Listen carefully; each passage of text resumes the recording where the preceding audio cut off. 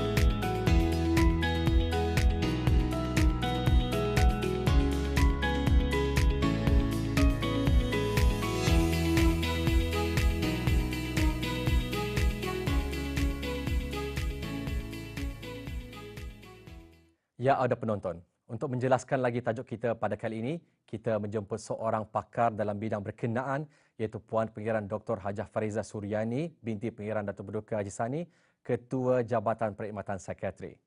Assalamualaikum Pengiran Doktor, apa kabarnya? Waalaikumsalam warahmatullahi. Alhamdulillah.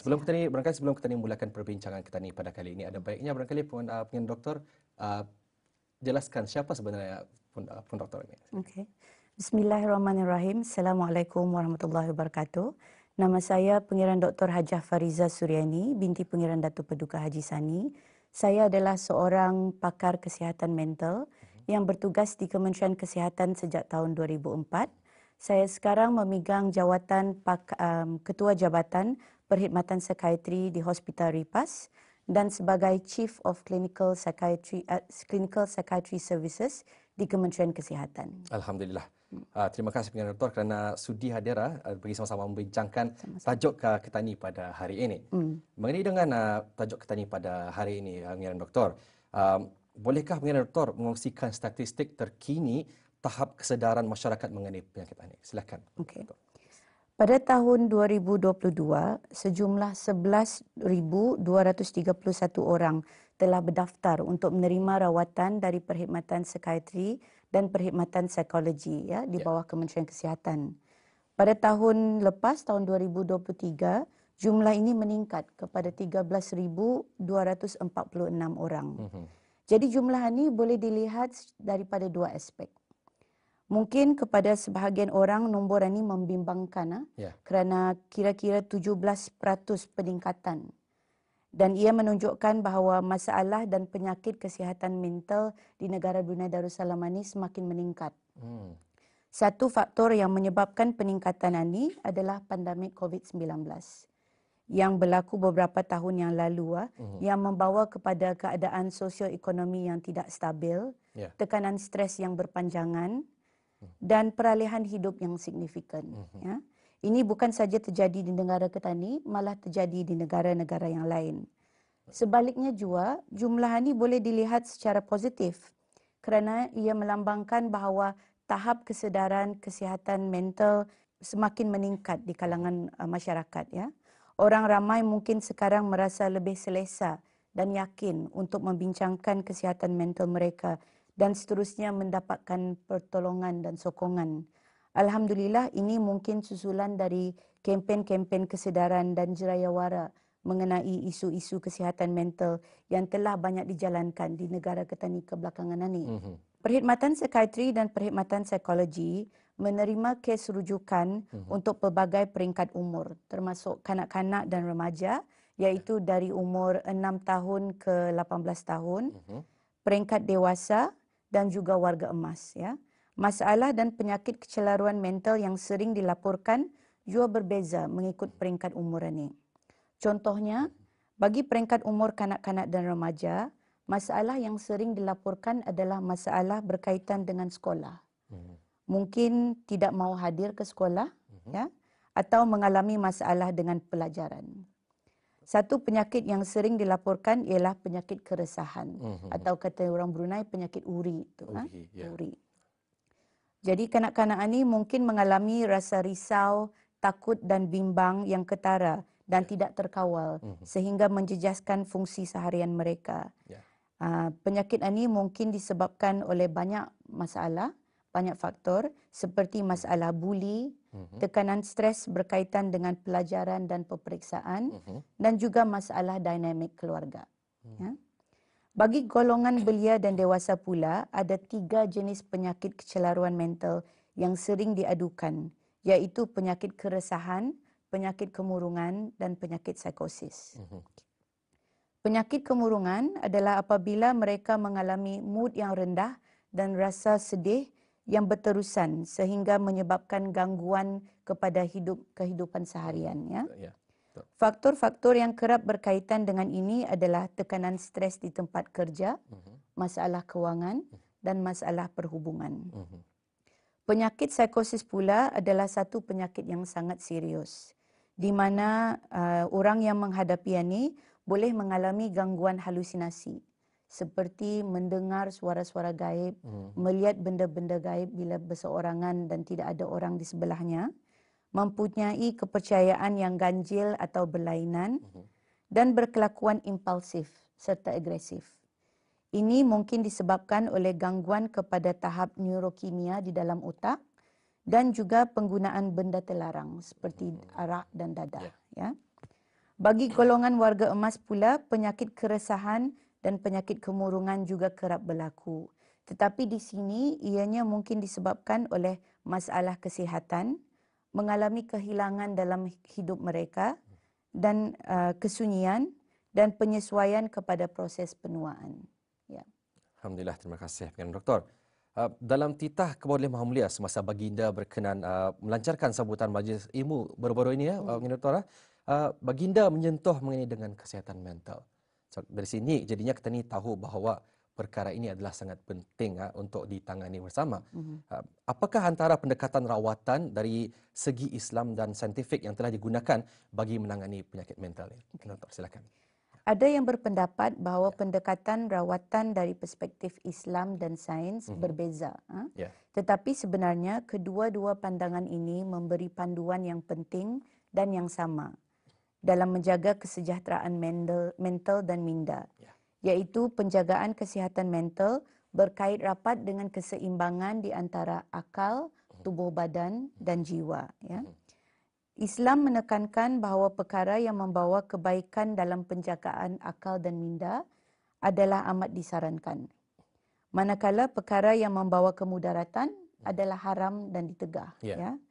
Islam dan sains juga menekankan penjagaan kesihatan mental secara holistik, iaitu melalui aspek biological, psychological, social dan kerohanian, ya, atau spiritual.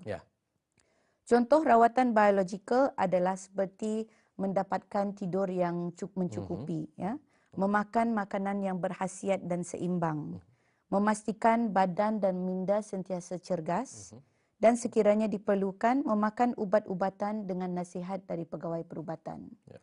Contoh rawatan psikologikal pula adalah bercurhat, ya, bercakap, berkongsi masalah dengan orang yang dipercayai seperti ahli keluarga, guru atau kawan-kawan, serta penggunaan terapi percakapan bersama dengan ahli kesihatan profesional. Contoh rawatan sosial adalah melalui sokongan positif dan kuat dari ahli keluarga, kawan-kawan dan masyarakat, ya. Termasuklah juga pertolongan kewangan, pekerjaan dan tempat tinggal.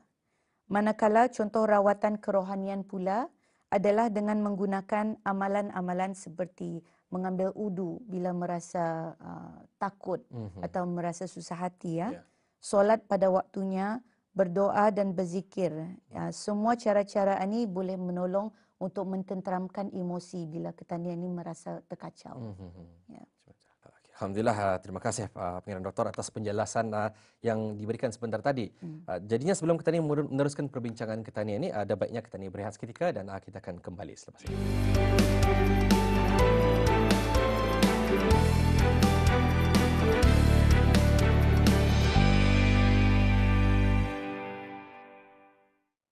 Alhamdulillah, apa yang kita dengarkan tadi telah memperlihatkan pelbagai inisiatif sememangnya terus-menerus dilakukan dalam usaha menangani penyakit mental ini. Barangkali Tuan Pengarah Doktor dapat kongsikan satu kes study mengenai pesakit yang pernah menerima rawatan. Ya, Doktor, silakan. Okey. Rawatan untuk membantu pesakit selalunya dibahagikan kepada dua bahagian, iaitu pertama sekali rawatan akut untuk menstabilkan gangguan kecelaruan mental. Dan yang keduanya, rawatan pemulihan secara berpanjangan. Ya. Sebagai contoh, jikalau seorang pesakit itu mengalami penyakit kemurungan dan keresahan yang teruk, sehingga mengalami gangguan psikosis dan mempunyai fikiran untuk mencederakan diri sendiri atau diri orang lain, besar kemungkinan individu ini memerlukan rawatan intensif di dalam ward di hospital. Ya. Penilaian yang terperinci termasuk pemeriksaan kesihatan fizikal, ujian darah dan ujian skan otak akan dijalankan. Ya. Sejarah mengenai masalah atau penyakit individu itu akan didapatkan melalui perbincangan dengan pesakit dan keluarga mereka. Setelah diagnosis penyakit itu dibuat, rawatan secara bersepadu dan holistik akan dijalankan melalui 4 aspek yang saya sebutkan tadi, ya, iaitu dari sudut biologikal, seperti menggunakan ubat-ubatan untuk merawat gejala kemurungan, keresahan dan psikosis. Dari aspek psikologikal, iaitu menggunakan terapi percakapan untuk membincangkan masalah yang diorang hadapi, ya. Melalui rawatan sosial, iaitu mengekalkan hubungan positif dengan keluarga dan kawan-kawan, dan melalui pertolongan dengan kewangan, tempat tinggal dan tempat bekerja, dan amalan kerohanian seperti mengerjakan amalan-amalan yang dituntut oleh agama mereka. Ya. Oleh sebab rawatan ini adalah secara holistik, ahli-ahli kesihatan profesional yang akan terlibat dalam penjagaan mereka pun banyak dan terdiri daripada pakar, doktor, jururawat, pakar psikologi, juru pulih cara kerja dan pegawai kebajikan perubatan. Ya.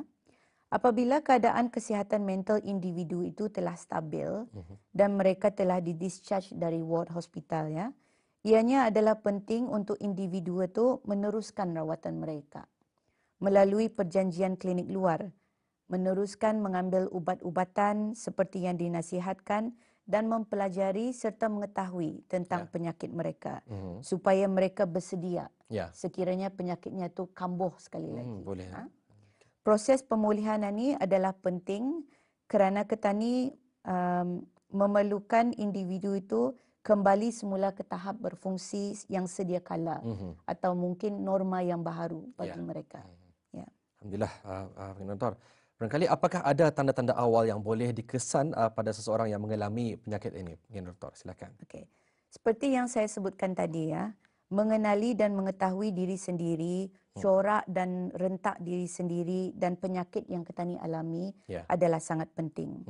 Apabila keadaan kesihatan mental sudah stabil, pesakit dan keluarga mereka disarankan untuk berbincang dengan pakar dan pegawai perubatan, ya, mengenai dengan penyakit mereka dan apakah tanda-tanda awal atau early warning signs, ya, yang patut mereka sedari. Mempelajari tentang tata cara untuk menangani tanda-tanda awal ini juga adalah sangat penting. Sebagai amnya, tanda-tanda awal ini terbahagi kepada gangguan kepada kesihatan fizikal, gangguan kepada emosi dan tingkah laku, dan gangguan kepada kehidupan seharian. Dari aspek kesihatan fizikal, tanda awal kesejahteraan minda ketani merosot adalah seperti gangguan kepada tidur. Ada orang mengomplain mungkin tidak mencukupi tidurnya atau tidurnya terganggu. Gangguan kepada selera makan. Mungkin ada yang cakap indah berselera akan makan atau mungkin terlalu banyak makan. Gangguan kepada tenaga dan keupayaan untuk fokus dan menyiapkan kerja. Ya. Kadang-kadang individu itu akan mengalami sakit-sakit badan seperti sakit kepala, rasa dugal, rasa pening.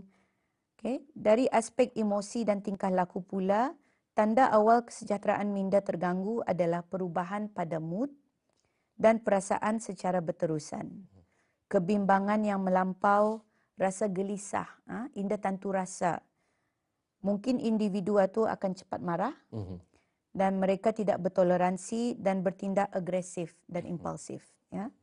Jika tanda-tanda ini dibiarkan berlarutan, ianya boleh mengakibatkan gangguan kepada kehidupan seharian, seperti tidak dapat belajar atau bekerja dengan tenang.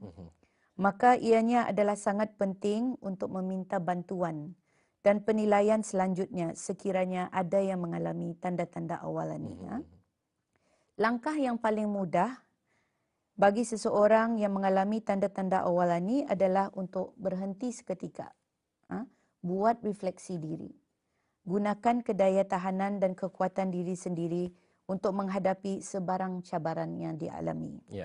Jangan malu untuk berbincang dan mengongsikan tentang masalah kesihatan mental.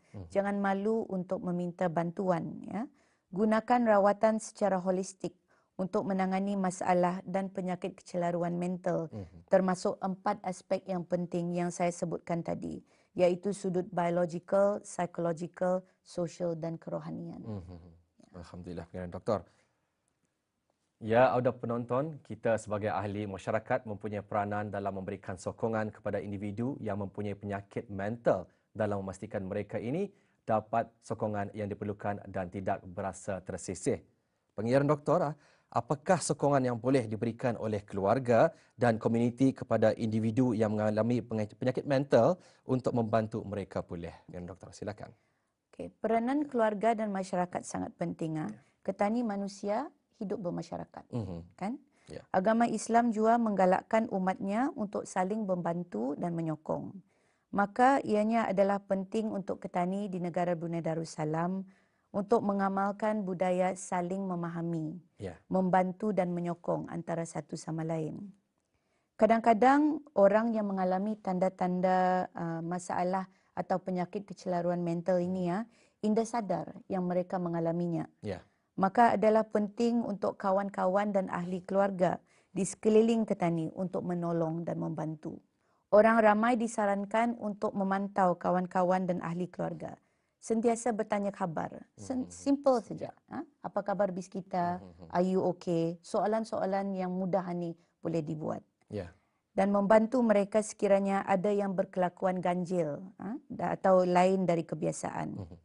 Apabila bis kita kenal dengan orang yang mungkin mengalami masalah atau penyakit kecelaruan mental ini, jangan cepat untuk menafikan atau menidakkan.